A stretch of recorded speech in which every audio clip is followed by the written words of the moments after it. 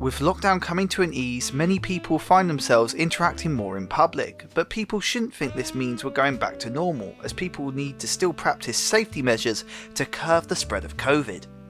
But how can this be done? Well, many things need to be considered when navigating our post-lockdown society. Wearing a mask is certainly a helpful idea. Many people find themselves without a facial mask in the UK, with YouGov reporting that only 31% of Britons wear one. Wearing a facial mask is an important part of preventing the spread of COVID-19, according to Professor of Anesthesiology at Stanford University, Larry Chu. Up to 40% of people may be asymptomatic carriers of the virus. So wearing a mask in public can greatly help with source control and preventing the spread.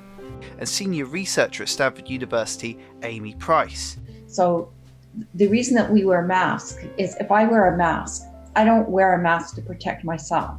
I wear a mask to protect you from me. And if you are also wearing that mask, then it's a dual protection. So it's like the polite and moral thing to do. It's how we can help each other. But don't worry, creating a safe and effective facial mask is easy to do. We found when we did research on materials that we could actually make masks, or people could make masks, anybody can make them, that exceed surgical masks. Here's 4 steps in creating a facial mask that's better at protecting against COVID than a surgical mask. Step 1. Layer up. When building your mask, there are multiple materials you can use, but they're not as complex as you might suspect. Good materials for building your mask include things like cotton, Oly Fun and Kleenex tissues. What we found was most effective was on the outside, you want like a polyester kind of cotton mix, because that's slightly waterproof, for what they call hydrophobic, and that provides like a good barrier. For the second couple of layers, there's craft sort of stuff called Oly Fun, and some people are even using like 2 or 3 pieces of Kleenex tissue inside that mask. And what that does is that provides a considerable protection. And then your inside mask would be like a light cotton, a soft cotton, to provide like a wicking so that moisture doesn't get so much inside the mask, and you have that comfort area. Each layer has its own individual use, but the main point of doing this is that extra layers means extra defense that COVID has to go through, more easily preventing it from getting to your mouth. If you're using layers, it's almost like an obstacle course for the virus.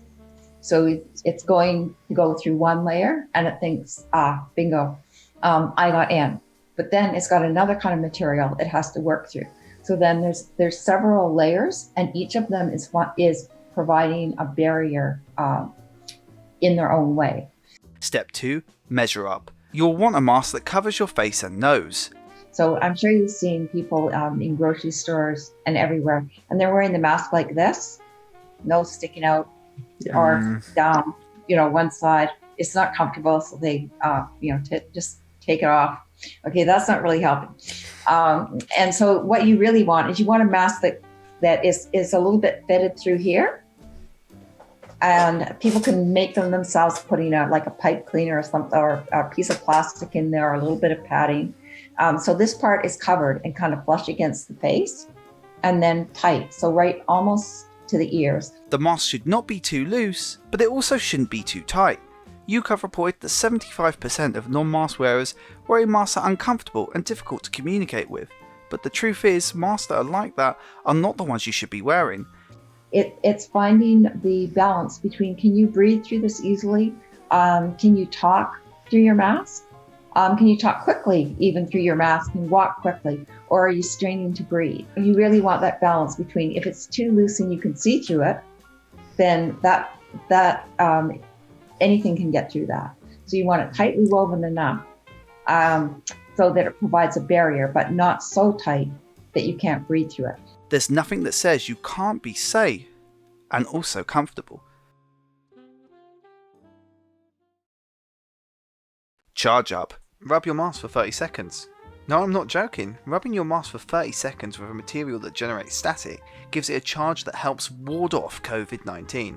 The N95 or respirator masks are electrically charged, so that increases their ability to repel the virus. But you can charge the masks yourself just by rubbing a mask for about 30 seconds, and that charge will increase the effectiveness by up to 30%.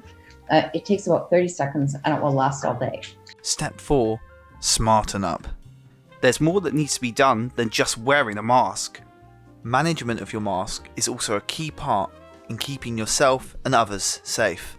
After you're done with your mask, put it in a sealable plastic bag. If we take them out, put them in a plastic bag right away, not paper, plastic, and sealed so that it's not a danger to anyone. When cleaning your mask with hot water and soap, do so outside and keep it away from other possessions. And then when you're ready to wash it, don't just dump it in there with the baby's clothes. That's not good. Or grandma's. Instead, wash those masks with hot water and soap, because the virus is an envelope virus, and the soap itself, along with the water, will kill the virus. Try to do this outside your home, for obvious reasons, because you bring the mask in, you put it on the counter, you stop to answer the phone, somebody called you, and then all of a sudden your mask has been several places, contaminating your house and the very thing that you were trying to protect, you're bringing into your home. And lastly, don't think you're invincible just because you're wearing a mask. Social distancing will always be the best method for preventing the spread of COVID-19. I think for some people, they feel like if they're wearing a mask, they're protected, and they forget about actually social distancing, or they forget about hand washing. It's actually social distancing is probably the most important thing that you can do.